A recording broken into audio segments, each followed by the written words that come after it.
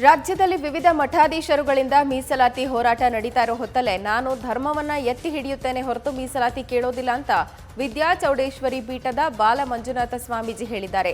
ಕುಣಿಗಲ್ ತಾಲೂಕಿನ ಹಂಗರಳ್ಳಿ ಪೀಠದ ಶ್ರೀಗಳಾದ ಬಾಲ ಮಂಜುನಾಥ ಸ್ವಾಮೀಜಿ ಮೀಸಲಾತಿ ಹೋರಾಟದ ಬಗ್ಗೆ ಪ್ರತಿಕ್ರಿಯಿಸಿದ್ದಾರೆ. ಸ್ವಾಮೀಜಿಗಳಾಗಿ ನಾವು ಧರ್ಮಕ್ಕೆ ಹೋರಾಡಬೇಕು, ನಾಡು ನುಡಿ ನಡೆ ಬಗ್ಗೆ ಚಿಂತನೆ ಮಾಡಬೇಕು, ಯಾವುದೇ ಒಂದು ಸಮುದಾಯದ ಮೀಸಲಾತಿಗಲ್ಲ. ನಾನು ಮೂಲತಃ ಒಕ್ಕಲಿಗ, ಸನ್ಯಾಸತ್ವ ಸ್ವೀಕರಿಸಿದ ನಂತರ ಧರ್ಮಕ್ಕೆ ಹೋರಾಡುತ್ತೇನೆ ವಿನಃ ಮೀಸಲಾತಿಗೆ ಹೋರಾಡೋದಿಲ್ಲ ಅಂತ ಶ್ರೀಗಳು ಹೇಳಿದ್ದಾರೆ. ಕೋವಿಡ್ ಕಾರಣದಿಂದಾಗಿ ಆರ್ಥಿಕ ಸಂಕಷ್ಟ ಎದುರಾಗಿದೆ. ಹೀಗಾಗಿ ಈ ವರ್ಷ ತೊಗರಿಗೆ ಪ್ರೋತ್ಸಾಹ ಧನ ಕೊಡೋಕ್ಕಾಗ್ತಾ ಇಲ್ಲ ಅಂತ ಕೃಷಿ ಸಚಿವ ಬಿಸಿ ಪಾಟೀಲ್ ಹೇಳಿದ್ದಾರೆ. ಸದ್ಯ ಕೇಂದ್ರ ಸರ್ಕಾರದ ಬೆಂಬಲ ಬೆಲೆಯೊಂದಿಗೆ ತೊಗರಿ ಖರೀದಿ ಮಾಡ್ತಾ ಇದ್ದೀವಿ ಅಂತ ಕೃಷಿ ಸಚಿವ ಬಿಸಿ ಪಾಟೀಲ್ ಸ್ಪಷ್ಟಪಡಿಸಿದ್ದಾರೆ. ಅತಿವೃಷ್ಟಿಯಿಂದಾಗಿ ಕಲಬುರಗಿ ಜಿಲ್ಲೆಯಲ್ಲಿ 4.42 ಲಕ್ಷ ಹೆಕ್ಟೇರ್ ಪ್ರದೇಶದಲ್ಲಿ ಬೆಳೆದಂತಹ ಬೆಳೆ ಫುಲ್ ಹಾನಿ ಉಂಟಾಗಿದೆ. ಇಲ್ಲಿ ತನಕ 1,39,158 ರೈತರಿಗೆ 97.7 ಕೋಟಿ ರೂಪಾಯಿ ಪರಿಹಾರವನ್ನು 6 ಹಂತದಲ್ಲಿ ವಿತರಣೆ ಮಾಡಲಾಗಿದೆ. ತಾಂತ್ರಿಕ ತೊಂದರೆಯಿಂದಾಗಿ ಕೆಲ ರೈತರಿಗೆ ಬೆಳೆ ಹಾನಿ ಪರಿಹಾರವನ್ನು ಕೊಡೋಕ್ಕಾಗಿಲ್ಲ. ಸಮಸ್ಯೆ ಸರಿಪಡಿಸಿ ಉಳಿದವರಿಗೂ ಶೀಘ್ರವೇ ಪರಿಹಾರ ಬಿಡುಗಡೆ ಮಾಡಲಾಗುತ್ತೆ ಎಂದಿದ್ದಾರೆ. ಬಳಿಕ ಜಿಲ್ಲಾಧಿಕಾರಿ ಕಚೇರಿ ಸಭಾಂಗಣದಲ್ಲಿ ಪ್ರಗತಿ ಪರಿಶೀಲನೆಯನ್ನ ಆ ಸಭೆಯನ್ನು ಬಿಸಿ ಪಾಟೀಲ್ ನಡೆಸಿದ್ದು ಅಧಿಕಾರಿಗಳಿಂದ ಮಾಹಿತಿ ಪಡೆದಿದ್ದಾರೆ. ದೈವದಲ್ಲಿ ನಂಬಿಕೆ ಇಟ್ಟುಕೊಂಡು ನಾನು ಈ ಎತ್ತರಕ್ಕೆ ಬೆಳೆದಿದ್ದೀನಿ ಅಂತ ಮಾಜಿ ಪ್ರಧಾನಿ ಎಚ್.ಡಿ. ದೇವೇಗೌಡರು ಮಾತನಾಡಿದ್ದಾರೆ. ಹಾಸನ ತಾಲೂಕಿನ ಉಪ್ಪಳ್ಳಿ ಆಂಜನೇಯ ಸ್ವಾಮಿ ದೇವಾಲಯಕ್ಕೆ ಭೇಟಿ ಕೊಟ್ಟಂತ ದೇವೇಗೌಡರು, ನಾನೊಬ್ಬ ರೈತನ ಮಗ, ನನಗೆ ರೈತನ ಸಂಕಷ್ಟ ಗೊತ್ತು. ಈ ದೇಶದಲ್ಲಿ ರೈತರು ಬಹಳ ದೊಡ್ಡ ಹೋರಾಟವನ್ನ ಮಾಡ್ತಾ ಇದ್ದಾರೆ. ಪ್ರಧಾನಿಗಳಲ್ಲಿ ಕೇಳ್ತೀನಿ, ರೈತರು ತುಂಬಾ ಕಷ್ಟದಲ್ಲಿ ಹೋರಾಟ ಮಾಡ್ತಿದ್ದಾರೆ, ಅವರೊಂದಿಗೆ ಕುಳಿತು ಮಾತನಾಡಿ ಒಳ್ಳೆ ರೀತಿಯಲ್ಲಿ ಕಳುಹಿಸಿ. ರೈತರು ದಲ್ಲಾಳಿಗಳಿಂದ ತೊಂದರೆಗೆ ಒಳಗಾಗಬಾರದು ಅಂತ ಹೇಳಿ ಕಾನೂನು ತಂದಿರೋದಾಗಿ ಪ್ರಧಾನಿ ಹೇಳ್ತಾರೆ. ನಾನು ದೇವೇಗೌಡರ ಮಾತು ಅಲ್ಲೆಗಳಿಯಲ್ಲ ಅಂತ ಪ್ರಧಾನಿ ಹೇಳ್ತಾರೆ. ಪ್ರಧಾನಿಗೆ ನನ್ನ ಬಗ್ಗೆ ಒಳ್ಳೆ ಭಾವನೆ ಇದೆ. ಸೋಲು ಗೆಲುವು ಜೀವನದಲ್ಲಿರುತ್ತೆ, ಎಲ್ಲ ದೈವಾನುಗ್ರಹ, ಇದಕ್ಕೆಲ್ಲ ನಾನು ವ್ಯಥೆ ಪಡೋದಿಲ್ಲ ಅಂತ ದೇವೇಗೌಡರು ಹೇಳಿದ್ದಾರೆ. ಕೇಂದ್ರ ಕೃಷಿ ಕಾಯ್ದೆಗಳ ಬಗ್ಗೆ ನಿವೃತ್ತ ನ್ಯಾಯಮೂರ್ತಿ ನಾಗಮೋಹನ್ ದಾಸ್ ಬೇಸರ ವ್ಯಕ್ತಪಡಿಸಿದ್ದಾರೆ. ಕೃಷಿ ಕಾನೂನು ಮಾಡುವ ಅಧಿಕಾರ ಕೇಂದ್ರಕ್ಕಿಲ್ಲ, ಆದರೆ ರಾಜ್ಯದ ಅಧಿಕಾರವನ್ನು ಮೊಟಕುಗೊಳಿಸಿ ಕೇಂದ್ರ ಕಾಯ್ದೆಗಳನ್ನು ಮಾಡಿದೆ. ಕೇಂದ್ರದ ಈ ನಡೆ ಒಕ್ಕೂಟ ವ್ಯವಸ್ಥೆಗೆ ಮಾರಕ. ರೈತರನ್ನ ಸರ್ಕಾರ ವಿಶ್ವಾಸಕ್ಕೂ ತೆಗೆದುಕೊಂಡಿಲ್ಲ. ಈ ಬಗ್ಗೆ ಎಲ್ಲೂ ಪರಿಪೂರ್ಣ ಚರ್ಚೆ ಆಗಿಲ್ಲ. ಇವೆಲ್ಲ ಸಂವಿಧಾನ ವಿರೋಧಿ ಅಪ್ರಜಾಪ್ರಭುತ್ವದ ಪ್ರಕ್ರಿಯೆ ಅಂತ ದಾವಣಗೆರೆಯಲ್ಲಿ ನಿವೃತ್ತ ನ್ಯಾಯಮೂರ್ತಿ ನಾಗಮೋಹನ್ ದಾಸ್ ಹೇಳಿದ್ದಾರೆ. ಕೇಂದ್ರ ರಾಸಾಯನಿಕ ಮತ್ತು ರಸಗೊಬ್ಬರ ಸಚಿವ ಡಿ.ವಿ. ಸದಾನಂದ ಗೌಡರು ಸಾಗರೋತ್ತರ ಕನ್ನಡಿಗರ ಜೊತೆ ಸಂವಾದವನ್ನು ನಡೆಸಿ ಕರ್ನಾಟಕದಲ್ಲಿ ಕೈಗಾರಿಕೋದ್ಯಮ ಆರಂಭ ಮಾಡೋಕೆ ಕರೆ ಕೊಟ್ಟಿದ್ದಾರೆ. ಆತ್ಮನಿರ್ಭರ್ ಅಭಿಯಾನದ ಅಂಗವಾಗಿ ಭಾರತ ಸರ್ಕಾರ ಮತ್ತು ಕರ್ನಾಟಕ ಸರ್ಕಾರ ಆರಂಭ ಮಾಡಿರುವ ಕೈಗಾರಿಕಾ ಸ್ನೇಹಿ ಉಪಕ್ರಮಗಳ ಸದುಪಯೋಗವನ್ನು ಪಡೆಯೋದಕ್ಕೆ ಮನವಿ ಮಾಡಿದ ಸದಾನಂದ ಗೌಡರು ಈ ದಿಸೆಯಲ್ಲಿ ಎಲ್ಲ ರೀತಿಯ ಸಹಕಾರ ಕೊಡುವ ಭರವಸೆಯನ್ನು ನೀಡಿದ್ದಾರೆ. ಕೊರೋನಾ ಸಂದರ್ಭ ಸಾಗರೋತ್ತರ ಕನ್ನಡಿಗರ ಸಂಘದ ಸೇವಾ ಕಾರ್ಯಕ್ಕೆ ಮೆಚ್ಚುಗೆಯನ್ನು ಇದೇ ಸಂದರ್ಭದಲ್ಲಿ ವ್ಯಕ್ತಪಡಿಸಿದರು. ಕೇಂದ್ರ ಹಣಕಾಸು ಸಚಿವೆ ನಿರ್ಮಲಾ ಸೀತಾರಾಮನ್ ಮಲ್ಲೇಶ್ವರಂನ ಬಿಜೆಪಿ ರಾಜ್ಯ ಕಾರ್ಯಾಲಯ ಜಗನ್ನಾಥ ಭವನಕ್ಕೆ ಭೇಟಿ ಕೊಟ್ಟಿದ್ರು. ಈ ಸಂದರ್ಭ ಅವರು ಭಾರತ ಮಾತೆಯ ಭಾವಚಿತ್ರಕ್ಕೆ ಪುಷ್ಪಾರ್ಚನೆ ಮಾಡಿದ್ರು. ಕೇಂದ್ರ ಹಣಕಾಸು ಸಚಿವೆ ಪಕ್ಷದ ರಾಜ್ಯ ಎಸ್ಸಿ ಮೋರ್ಚಾದ ಅಧ್ಯಕ್ಷರಾದ ಛಲವಾದಿ ನಾರಾಯಣಸ್ವಾಮಿ, ಮಹಿಳಾ ಮೋರ್ಚಾ ರಾಜ್ಯಾಧ್ಯಕ್ಷರಾದ ಗೀತಾ ವಿವೇಕಾನಂದ, ರಾಜ್ಯ ಕಾರ್ಯದರ್ಶಿಗಳಾದ ಕೆಎಸ್ ನವೀನ್, ಕುಡಚಿ ಶಾಸಕ ಪಿ ರಾಜೀವ್, ರಾಜ್ಯ ಕಾರ್ಯಾಲಯ ಕಾರ್ಯದರ್ಶಿಯಾದ ಶ್ರೀ ಲೋಕೇಶ್ ಅಂಬೇಕಲು, ರಾಜ್ಯ ಮಾಧ್ಯಮ ವಿಭಾಗ ಸಂಚಾಲಕ ಕರುಣಾಕರ ಖಾಸಲೆ, ಪಕ್ಷದ ಪದಾಧಿಕಾರಿಗಳು ಇತರರು ಈ ಸಭೆಯಲ್ಲಿ ಭಾಗವಹಿಸಿದ್ರು. ಸಿಎಂ ಬಿಎಸ್ ಯಡಿಯೂರಪ್ಪ ಹಾಗೂ ಕೇಂದ್ರ ಕ್ರೀಡಾ ಸಚಿವ ಕಿರಣ್ ರಿಜಿಜು 2ನೇ ಖೇಲೋ ಇಂಡಿಯಾ ಯೂನಿವರ್ಸಿಟಿ ಗೇಮ್ 2021ಗೆ ಚಾಲನೆ ಕೊಟ್ಟಿದ್ದಾರೆ. ಕಾರ್ಯಕ್ರಮಕ್ಕೆ ಚಾಲನೆ ಕೊಟ್ಟ ಬಳಿಕ ಮಾತನಾಡಿದ ಸಿಎಂ ಯಡಿಯೂರಪ್ಪ, ಭಾರತ ಸರ್ಕಾರ ಖೇಲೋ ಇಂಡಿಯಾ 2ನೇ ಆವೃತ್ತಿ ನಮ್ಮ ರಾಜ್ಯದಲ್ಲಿ ಆಯೋಜನೆ ಮಾಡಿದೆ. ಕರ್ನಾಟಕವನ್ನು ಆಯ್ಕೆ ಮಾಡಿಕೊಂಡಿರೋದು ಹರ್ಷ ತಂದಿದೆ. ಗೇಮ್ಸ್ ಕ್ರೀಡಾಕೂಟವನ್ನು ಯಶಸ್ವಿಯಾಗಿ ನಡೆಸಲಾಗುತ್ತೆ ಅಂತ ಬಿಎಸ್ವೈ ಹೇಳಿದ್ದಾರೆ. ಕರ್ನಾಟಕದಲ್ಲಿ ಕೊರೋನಾ ಸೋಂಕಿತ ಪ್ರಕರಣಗಳ ಸಂಖ್ಯೆ ಮತ್ತೆ ಹೆಚ್ಚಾಗಿದೆ. ಕಳೆದ 24 ಗಂಟೆಯಲ್ಲಿ 413 ಮಂದಿಗೆ ಕೋವಿಡ್-19 ಸೋಂಕು ತಗುಲಿರೋದು ವೈದ್ಯಕೀಯ ತಪಾಸಣೆಯಲ್ಲಿ ದೃಢಪಟ್ಟಿದೆ. ಇದರಿಂದ ಒಟ್ಟು ಸೋಂಕಿತ ಪ್ರಕರಣಗಳ ಸಂಖ್ಯೆ 9,48,149ಕ್ಕೆ ಏರಿಕೆಯಾಗಿದೆ. ಇದರ ನಡುವೆ ಒಂದೇ ದಿನ 353 ಮಂದಿ ಕೊರೋನಾ ಸೋಂಕಿನಿಂದ ಗುಣಮುಖರು ಕೂಡ ಆಗಿದ್ದಾರೆ. 2 ಮಹಾಮಾರಿಯಿಂದ ಪ್ರಾಣ ಬಿಟ್ಟಿದ್ದಾರೆ. ಒಟ್ಟಾರೆ ರಾಜ್ಯದಲ್ಲಿ ತನಕ 9,29,800 ಸೋಂಕಿತರು ಗುಣಮುಖರಾಗಿ ಆಸ್ಪತ್ರೆಗಳಿಂದ ಡಿಸ್ಚಾರ್ಜ್ ಆಗಿದ್ದಾರೆ. ಅಂಕಿಅಂಶದ ಪ್ರಕಾರ 12,294 ಮಂದಿ ಕೊರೋನಾ ವೈರಸ್ ಸೋಂಕಿನಿಂದ ಸಾವನ್ನಪ್ಪಿದ್ದು 6,036 ಕೊರೋನಾ ಸಕ್ರಿಯ ಪ್ರಕರಣ ಇದೆ ಅಂತ ರಾಜ್ಯ ಆರೋಗ್ಯ ಮತ್ತು ಕುಟುಂಬ ಕಲ್ಯಾಣ ಇಲಾಖೆ ಮಾಹಿತಿ ನೀಡಿದೆ. ಭಾರಿ ಮಳೆಯಿಂದ ಬಟ್ಟೆ ಅಂಗಡಿಗೆ ಮಳೆ ನೀರು ನುಗ್ಗಿ ಲಕ್ಷಾಂತರ ರೂಪಾಯಿ ಮೌಲ್ಯದ ಬಟ್ಟೆ ನೀರು ಪಾಲಾಗಿರೋ ಘಟನೆ ಚಿಕ್ಕಮಗಳೂರಿನ ಕಡೂರಿನಲ್ಲಿ ನಡೆದಿದೆ. ಕಾಮಗಾರಿ ಪ್ರಗತಿಯಲ್ಲಿದ್ದ ಚರಂಡಿ ನೀರು ನೇರವಾಗಿ ಬಟ್ಟೆ ಅಂಗಡಿಗೆ ನುಗ್ಗಿ ಅಪಾರ ಪ್ರಮಾಣದಲ್ಲಿ ಹಾನಿಯಾಗಿದೆ. ಅಂಗಡಿಯೊಳಗೆ ಸುಮಾರು 2-3 ಅಡಿ ಎತ್ತರಕ್ಕೆ ನಿಂತ ನೀರು ಮಾಲೀಕರನ್ನ ಕಂಗಾಲು ಮಾಡಿದೆ. ಸತತ 1 ಗಂಟೆ ಸುರಿದ ಅಕಾಲಿಕ ಮಳೆಯಿಂದಾಗಿ ಕಡೂರು ಜನಜೀವನ ಅಸ್ತವ್ಯಸ್ತವಾಗಿದೆ. ಬಂಗಾಳ ಕೊಲ್ಲಿಯಲ್ಲಿ ವಾಯುಭಾರ ಕುಸಿತ ಉಂಟಾಗಿರೋ ಕಾರಣ ರಾಜ್ಯಾದ್ಯಂತ ಫೆಬ್ರವರಿ 23ರ ತನಕ ಮಳೆ ಮುಂದುವರಿಯುತ್ತೆ ಅಂತ ಹವಾಮಾನ ಇಲಾಖೆ ಮಾಹಿತಿಯನ್ನ ನೀಡಿದೆ. ವಾಯುಭಾರ ಕುಸಿತದಿಂದಾಗಿ ಬೆಂಗಳೂರು ಸೇರಿ ಹಲವೆಡೆ ಸಂಜೆ ನಂತರ ನಗರದಲ್ಲಿ ಮೋಡ ಕವಿದ ವಾತಾವರಣ ನಿರ್ಮಾಣ ಆಗಿತ್ತು. ಕೆಲವೆಡೆ ಜಿಟಿ ಮಳೆ ಆರಂಭ ಆಗಿದ್ದು ಕೆಲ ನಿಮಿಷದಲ್ಲೇ ಜೋರಾಗಿ ಸುರಿತು. ಹಾಗೆ ಕರ್ನಾಟಕ ಮಾತ್ರವಲ್ಲದೆ ತೆಲಂಗಾಣ, ತಮಿಳುನಾಡು, ಕೇರಳ, ಛತ್ತೀಸ್ಗಢದಲ್ಲೂ ಇನ್ನು 3-4 ದಿನಗಳ ಕಾಲ ಮಳೆ ಆಗುತ್ತೆ ಅಂತ ಹವಾಮಾನ ಇಲಾಖೆ ಮಾಹಿತಿ ನೀಡಿದೆ. ಕರ್ನಾಟಕದ ಉತ್ತರ ಒಳನಾಡಿನಲ್ಲಿ ಮಳೆ ಪ್ರಮಾಣ ಹೆಚ್ಚಾಗಿರುತ್ತೆ ಅಂತ ಹವಾಮಾನ ಇಲಾಖೆ ಮುನ್ನೆಚ್ಚರಿಕೆ ನೀಡಿದೆ. ಉತ್ತರಾಖಂಡ್ ಹಿಮಪಾತದಿಂದ ಚಮೋಲಿಯ ಮೇಲ್ಭಾಗದಲ್ಲಿ ಸೃಷ್ಟಿಯಾಗಿರುವ ಕೆರೆ ಬಗ್ಗೆ ಅಧ್ಯಯನ ನಡೆಸಿದ ಐಟಿಬಿಪಿ ಮತ್ತು ಡಿಆರ್ಡಿಒ ತಜ್ಞರ ತಂಡ ಸರ್ಕಾರಕ್ಕೆ ವರದಿ ಸಲ್ಲಿಸಿದೆ.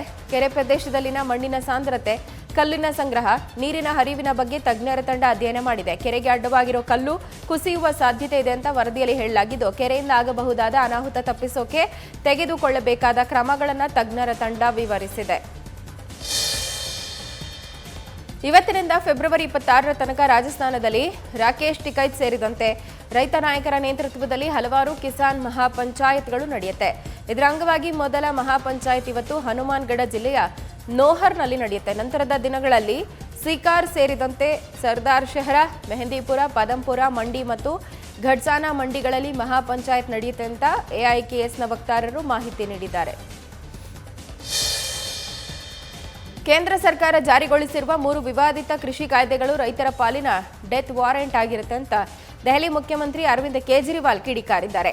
ಪಶ್ಚಿಮ ಉತ್ತರ ಪ್ರದೇಶದ ವಿಧಾನಸಭೆಯ ಬಳಿ ಕೇಂದ್ರದ 3 ಕೃಷಿ ಕಾಯ್ದೆ ವಿರುದ್ಧ ರೈತರು ನಡೆಸಿದಂತ ಪ್ರತಿಭಟನೆ ಬಗ್ಗೆ ಮಾತನಾಡಿದ ಅವರು, ರೈತರ ಜೊತೆಗೆ ಮಾರಕ ಕೃಷಿ ಕಾಯ್ದೆಗಳ ಬಗ್ಗೆ ವಿಸ್ತೃತವಾಗಿ ಚರ್ಚೆ ಮಾಡಲಾಗಿದ್ದು, ಈ ಕಾಯ್ದೆಗಳು ರೈತರ ಪಾಲಿಗೆ ಡೆತ್ ವಾರೆಂಟ್ನಂತೆ ಇದೆ. ಒಂದು ವೇಳೆ ಈ ಕಾಯ್ದೆಗಳು ಜಾರಿ ಮಾಡಿದ್ದಲ್ಲಿ ರೈತರು ಕಾರ್ಪೊರೇಟ್ಗಳ ಕೈಯಲ್ಲಿ ಇರಬೇಕಾಗುತ್ತೆ ಅಂತ ಮುಖ್ಯಮಂತ್ರಿ ಅರವಿಂದ್ ಕೇಜ್ರಿವಾಲ್ ಕಿಡಿಕಾರಿದ್ದಾರೆ.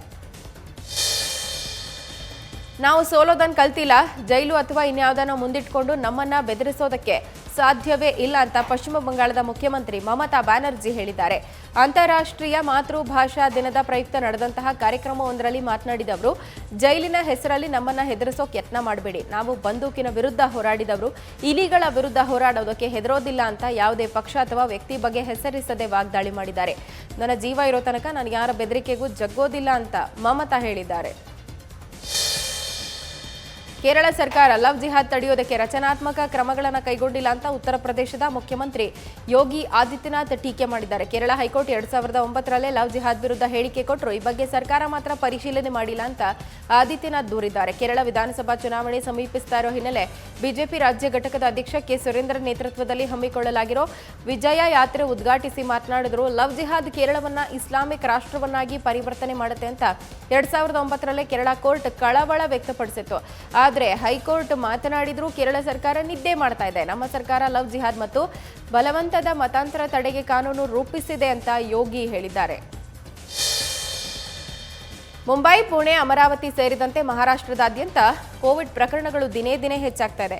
ಈ ಹಿನ್ನೆಲೆ ಮಹಾರಾಷ್ಟ್ರ ಸರ್ಕಾರ ಕೆಲವು ನಿರ್ಬಂಧಗಳನ್ನು ಪ್ರಕಟ ಮಾಡಿದ್ದು, ಇವತ್ತಿನಿಂದ ರಾಜ್ಯದಲ್ಲಿ ಯಾವುದೇ ರಾಜಕೀಯ, ಧಾರ್ಮಿಕ ಕಾರ್ಯಕ್ರಮ ನಡೆಸುವಂತಿಲ್ಲ ಅಂತ ಹೇಳಿದೆ.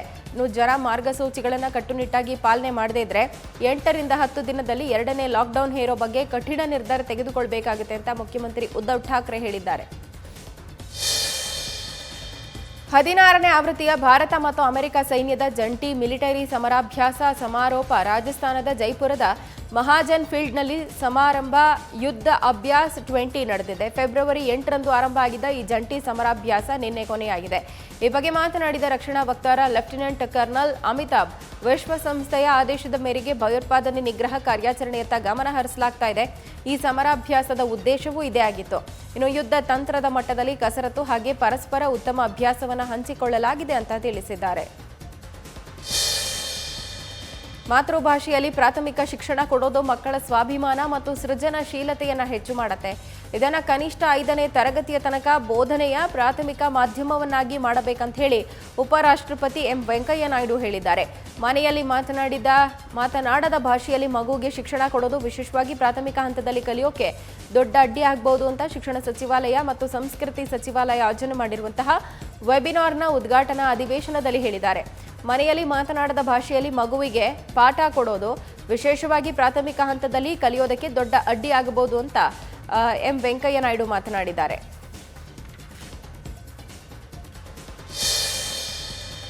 ಮೆಕ್ಸಿಕೋ ವಾಯುಪಡೆಗೆ ಸೇರಿದಂತಹ ವಿಮಾನ ಅಪಘಾತಕ್ಕೀಡಾಗಿ 6 ಮಂದಿ ಸಿಬ್ಬಂದಿ ಮೃತಪಟ್ಟಿದ್ದಾರೆ. ಕಲ್ಸಪಾದ ಎಲ್ ಲೆನ್ಸೆರೋ ವಿಮಾನ ನಿಲ್ದಾಣದಿಂದ ವಾಯುಪಡೆ ಸಿಬ್ಬಂದಿಯನ್ನ ಹೊತ್ತ ವಿಮಾನ ಟೇಕ್ ಆಫ್ ಆಗ್ತಾ ಇದ್ದಂತೆ ತಾಂತ್ರಿಕ ದೋಷದ ಕಾರಣ ನೆಲಕ್ಕಪ್ಪಳಿಸಿದೆ. ವಿಮಾನ ನಿಲ್ದಾಣದ ಸಮೀಪದ ಪ್ರದೇಶದಲ್ಲಿ ಬಿದ್ದಂತಹ ವಿಮಾನ ಬೆಂಕಿಗಾಹುತಿಯಾಗಿದೆ. ಲಿಯರ್ ಜೆಟ್ 45 XR ಹೆಸರಿನ ವಿಮಾನ ಇದಾಗಿದ್ದು ವಾಯುಪಡೆಯಲ್ಲಿ ಇದು ಕಾರ್ಯನಿರ್ವಹಿಸ್ತಾ ಇತ್ತು ಅಂತ ಅಧಿಕಾರಿಗಳು ಮಾಹಿತಿ ನೀಡಿದ್ದಾರೆ. ಹೈದರಾಬಾದ್ನಲ್ಲಿ ನಡೆಯುವಂತಹ ಈ ಬಾರಿಯ 2021ರ 14ನೇ ಆವೃತ್ತಿಯ ಐಪಿಎಲ್ ಪಂದ್ಯಗಳನ್ನು ತಡೆಯೋದಾಗಿ ಟಿಆರ್ಎಸ್ ಎಂಎಲ್ಎ ದನಂ ನಾಗೇಂದರ್ ಎಚ್ಚರಿಕೆ ನೀಡಿದ್ದಾರೆ. 2021ರ ಆಟಗಾರರ ಹರಾಜಿನ ಸಂದರ್ಭ ಹೈದರಾಬಾದ್ ಫ್ರಾಂಚೈಸಿ ಯಾವೊಬ್ಬ ಸ್ಥಳೀಯ ಆಟಗಾರರನ್ನ ಆರಿಸಿಲ್ಲ. ಹೀಗಾಗಿ ಸ್ಥಳೀಯ ಪ್ರತಿಭಾನ್ವಿತ ಆಟಗಾರರಿಗೆ ಫ್ರಾಂಚೈಸಿ ಮಣೆ ಹಾಕದೆ ಸ್ಥಳೀಯ ಆಟಗಾರರ ಬಗ್ಗೆ ನಿರ್ಲಕ್ಷ್ಯ ತೋರಿದೆ ಅಂತ ಕಿಡಿಕಾರಿದ್ದಾರೆ. ಹೀಗಾಗಿ ಹೈದರಾಬಾದ್ನಲ್ಲಿ ನಡೆಯುವಂತಹ ಈ ಬಾರಿಯ ಐಪಿಎಲ್ ಪಂದ್ಯಗಳನ್ನು ರದ್ದು ಮಾಡ್ತೀವಿ ಅಂತ ಟಿಆರ್ಎಸ್ ಎಂಎಲ್ಎ ದನಂ ನಾಗೇಂದರ್ ಹೈದರಾಬಾದ್ ಫ್ರಾಂಚೈಸಿಗಳಿಗೆ ಎಚ್ಚರಿಕೆಯನ್ನ ನೀಡಿದ್ದಾರೆ. ಡೆಲ್ಲಿ ಕ್ಯಾಪಿಟಲ್ಸ್ಗೆ ಸ್ಟೀವ್ ಸ್ಮಿತ್ ಫಿಟ್ ಆಗಲ್ಲ ಅಂತ ಭಾರತ ಕ್ರಿಕೆಟ್ ತಂಡದ ಮಾಜಿ ನಾಯಕ ಗೌತಮ್ ಗಂಭೀರ್ ಅಭಿಪ್ರಾಯಪಟ್ಟಿದ್ದಾರೆ. 2021ರ ಇಂಡಿಯನ್ ಪ್ರೀಮಿಯರ್ ಲೀಗ್ನ ಆಟಗಾರರ ಹರಾಜಿನ ಸಂದರ್ಭ ಆಸ್ಟ್ರೇಲಿಯಾದ ಮಾಜಿ ನಾಯಕ ಸ್ಟೀವ್ ಸ್ಮಿತ್ ಹಿನ್ನಡೆ ಅನುಭವಿಸಿದರು.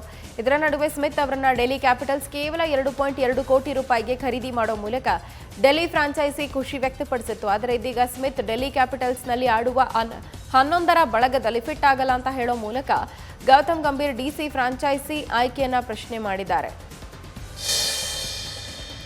ಸಚಿನ್ ತೆಂಡೂಲ್ಕರ್ ಪುತ್ರ ಅರ್ಜುನ್ ತೆಂಡೂಲ್ಕರ್ ಐಪಿಎಲ್ ಹರಾಜಿನಲ್ಲಿ ಮುಂಬೈ ಪಾಲಾಗಿರೋದು ಬಹುವಾಗಿ ಚರ್ಚೆಯಾಗ್ತಾ ಇದೆ. ಸ್ವಜನ ಪಕ್ಷಪಾತ ಅಥವಾ ನೆಪೋಟಿಸಂ ಅನ್ನೋದು ಕ್ರಿಕೆಟಿಗೂ ಕಾಲಿಟ್ಟಿದೆ.